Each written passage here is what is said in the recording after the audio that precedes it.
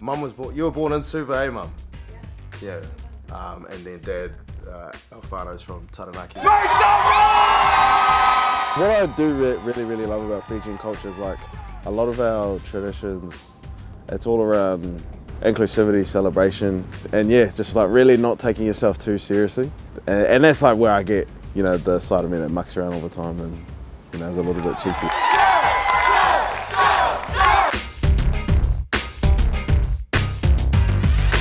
The only time we've ever thought about it being a thing wasn't till quite recently.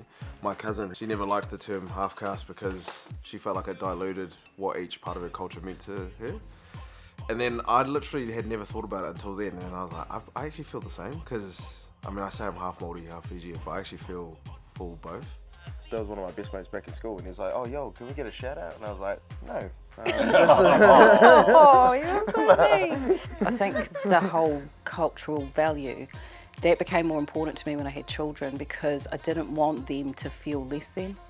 And I wanted them to be accepted on both sides. Like, I wanted them to be able to, in English, tell their connections, because that's really important in our culture, right? For both sides. Pay respect to your father and the ancestors by being able to do your pepeha. This is the Christmas that Mum told me Santa wasn't real. Mum sent me and the boys away to Sobs Island for like 2 weeks to learn taiaha.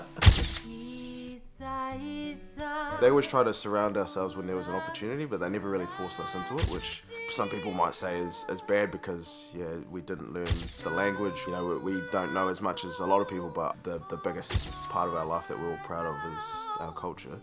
And it's in a very big way our own, because our parents just let us sort of have a free rein on how little or how much we were involved. Regardless of whether they speak a language or not, like, they actually belong somewhere. There's a hunk of dirt that says it can't be diluted or paid for. I have to like literally tell people I'm Māori before I start making fun of like Māori stuff, because they're like, what is this Tongan dude making fun of Māoris for?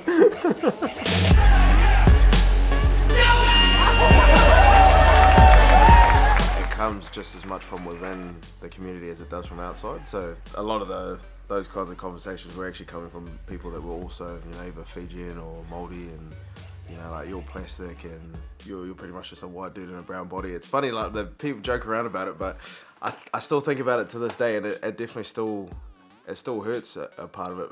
Even our own people are trying to push ourselves in because of what we've all been told we should talk and act like. And my whole thing is just from day one just being like, nah, I'm just gonna be myself. And if that isn't good enough for any of you, then that says more about you than me. Obviously I'm f***ing around, my cousin's brown, they are not looking for her. For longer than 5 minutes. If my cousin goes missing, they're gonna stand at the end of Cornini Street going, you know, she's not there, and that's it. We have very complex and very wide-ranging experiences and views of the world. Our culture and religion may have shown only one part of that, but there's a whole other part that, you know, myself and all the other people coming up with me are trying to show you guys. How we feeling, Pax? How we feeling? Feeling hype. Final night? Hype. Well, it's just awesome to see this new generation coming through. Strong and powerful and proud. I'll tell you a funny story. When we would go into the warehouse and we'd see all the posters of the people up there, it was only ever white people on there, and so I'd look at it and be like, oh, damn, I want to be on a warehouse poster, but I can't because I'm brown. So it's little things like that we don't realise show how important representation is. Certain people only have a very singular view of what they think a specific group of people are like.